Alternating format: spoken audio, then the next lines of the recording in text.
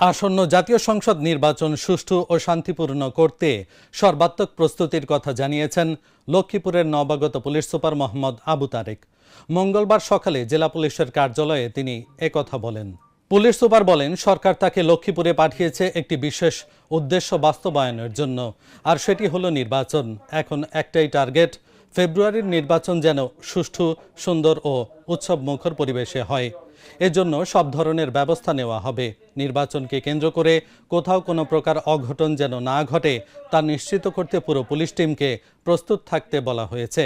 তবে শুধু পুলিশের পক্ষে নির্বাচন নিরাপদ ও সুষ্ঠু করা সম্ভব নয়। এর জন্য সাংবাদিক সহ সবার সহযোগিতা প্রয়োজন। সভায় লক্ষ্মীপুর প্রেস ক্লাবের সভাপতি হোসেন আহমেদ হেলাল, সাবেক সভাপতি আ.হ.ম মোস্তাকুর রহমান, সাধারণ সম্পাদক সাইদুল ইসলাম পাভেল সহ জেলার প্রিন্ট ও ইলেকট্রনিক মিডিয়ার সাংবাদিকরা উপস্থিত ছিলেন। পাঠিয়েছেন একটা উদ্দেশ্য সার্ভ করার জন্য, সেটা হলো আমাদের সামনে যে ইলেকশনটা, নির্বাচনটা, এই নির্বাচনটা যেন সুষ্ঠু এবং সুন্দরভাবে সম্পন্ন হয়, সেটা করতে যে আইন শৃঙ্খলা বিষয়ক যা যা পদক্ষেপ নেওয়ার প্রয়োজন আমাদেরকে, আমার এই লক্ষ্মীপুর যে পুলিশ টিম আছে, লক্ষ্মীপুরের প্রত্যেকটা কনস্টেবল থেকে শুরু করে আমার অ্যাডিশনাল এসপি, সার্কেল এসপি থেকে শুরু করে বলছি যা আছে, সবাই মিলে আমাদের একটাই টার্গেট এখন, যে আগামী যে ফেব্রুয়ারিতে যে ইলেকশনটা হবে সেই ইলেকশনটা সুষ্ঠু এবং সুন্দরভাবে সম্পন্ন করা। এটা যেন একটা উৎসব মুখর পরিবেশে সম্পন্ন হয় এবং কোনো রকম কোথাও যেন কোনো অঘটন না ঘটে। এইটা যদি আমরা করতে পারি তাহলে আমরা মনে করবো যে আপাতত আমার যে মিশন, মানে আমার যে উদ্দেশ্যে এখানে পাঠানো হয়েছে সেটা সফল হবে। আর এইটা সম্পূর্ণ করতে গেলে আপনারা যে বিষয়গুলো তুলে আনছেন এখানে, এই বিষয়গুলো নিয়েই কিন্তু আমার কাজ করতে হবে।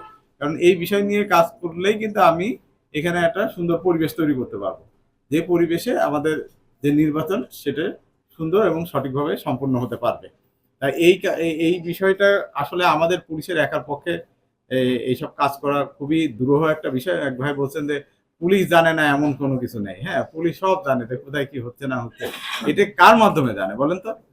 জানে কিন্তু এই আপনাদের মাধ্যমে, আপনাদের মাধ্যমে, সাধারণ জনগণের মাধ্যমে, ওই এলাকার কোনো ভালো ব্যক্তির মাধ্যমে আমরা কিন্তু এই তথ্যগুলো পাই।